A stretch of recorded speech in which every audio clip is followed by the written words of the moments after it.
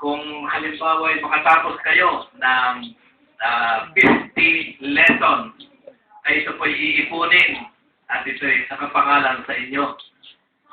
Ito po ay iipunin. Parang ito na rin ang inyong aklat. May isang araw, re-review ninyo. Sabi niyo po, ari pa lang aking pag-aralan ng araw. May isang linggo. So, malaking bagay ito. Hindi ko maaram kung ano na yung ibig sabihin ito eh. Parang tinig ng, parang tinig ng dalag. May isang araw, ito yung atin namin pag-aaralan. Pag ina-report namin ito sa DepEd at baka may bisitahin na. Baka may dadating ng bisita galing DepEd, so makikita nila na meron kayong output. Ito yung sinatawag nating output. Ito yung pinaghirapan. So salamat at kayo ay merong ganito. Sabi ko nga sa isang araw ay merong inyong gagawin dito ay sasagutin ko. Kaya maya-maya ay bibigyan ko kayo ng pundo para sa pagpapasero ng inyong mga lesson para hindi na kay friend natin kukunin. Ibig sabihin, magtutulong-tulong tayo.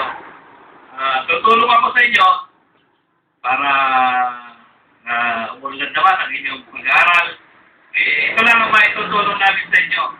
Ito ay sariling pagnanasa na maraming ibigay sa inyo. Usang loob na tulong. Hindi nyo nalalaman na isang araw ay ako yung nakahingi ng kaunting tulong sa ating mga kaibigan. Sabi ko nga sa inyo, ayan na, yung mga bata, bibigyan ko ng coloring book. Nandiyan na. Ang matatanda ay notebook. Ang kay teacher ay chalk. At ang sa akin ay pamibigay.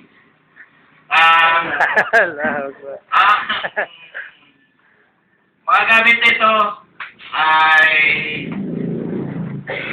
nahingi natin kay Vilma Iglesia.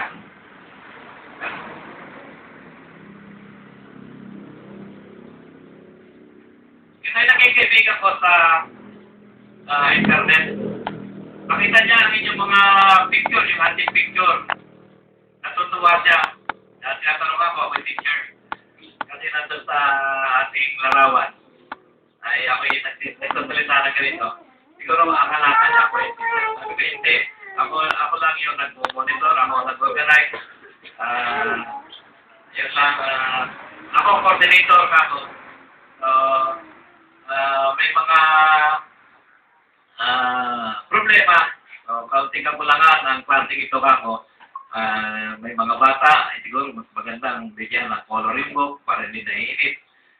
May saka oras ay sila nagkukulay, mga notebook. Di sabi ko na may baka gusto mo naman tumulong kahit sa konti.